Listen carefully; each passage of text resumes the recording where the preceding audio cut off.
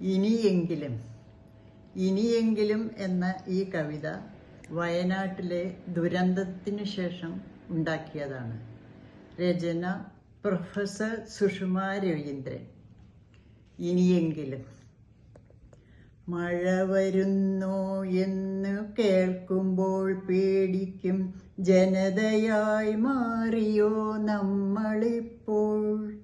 മാനം പൊഴിക്കും അമൃതെന്നു മാരിയെ മാനിക്കുവാൻ നാം മറന്നുപോയോ.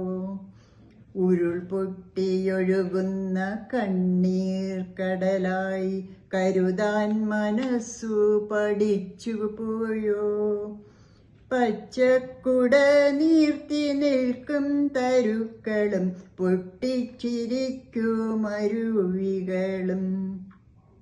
മരതകപ്പട്ടു വിരിച്ച നെൽപ്പാടവും അരിയതേൻ ചോരുന്ന പൂനിരയും കോടമഞ്ഞും കൂടി അഴകാർന്നിരുന്നൊരാ കാനന സൗന്ദര്യമെങ്ങു പോയി.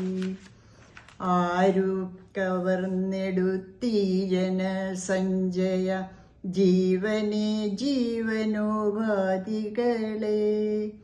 വീടും കുടുംബവും ഒട്ടേറെ സ്വപ്നങ്ങൾ പൂവിട്ട വിദ്യാലയവുമെല്ലാം ഞൊടിയിട കൊണ്ടൊരു കണ്ണീർ കടലായി മുടിയുവാൻ കാരണമാരായണം.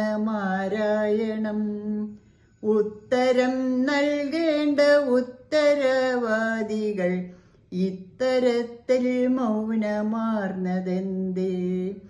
ഉത്തരം നൽകേണ്ട ഉത്തരവാദികൾ ഇത്തരത്തിൽ മൗനമാർന്നതെന്തേ. ഹൃത്തടം നീറിപ്പുകയുകയാണല്ലോ ഇത്തരം വാർത്ത നിറഞ്ഞിടുമ്പോൾ. തെറ്റുകളൊത്തിരി ചെയ്തു പോയെങ്കിലും കുറ്റബോധത്താൽ തിരുത്തിടേണ്ടേ. ഈ വയൽ നാടിൻ്റെ കണ്ണീർ കണങ്ങളെ ഒപ്പിയെടുക്കാനൊരുങ്ങണം നാം. ഈ വയൽ നാടിൻ്റെ കണ്ണീർ കണങ്ങളെ ഒപ്പിയെടുക്കാനൊരുങ്ങണം നാം. തിരികെ എടുക്കുവാനാവാതെ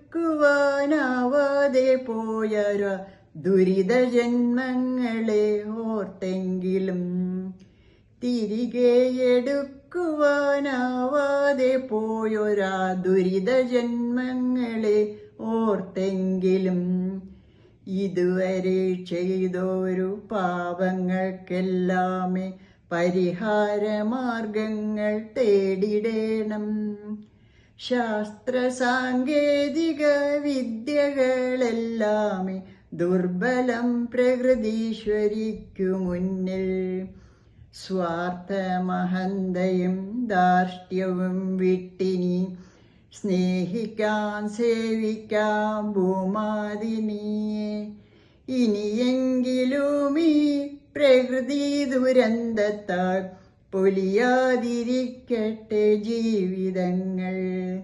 ഇനിയെങ്കിലും ഈ പ്രകൃതി ദുരന്തത്താൽ പൊലിയാതിരിക്കട്ടെ ജീവിതങ്ങൾ.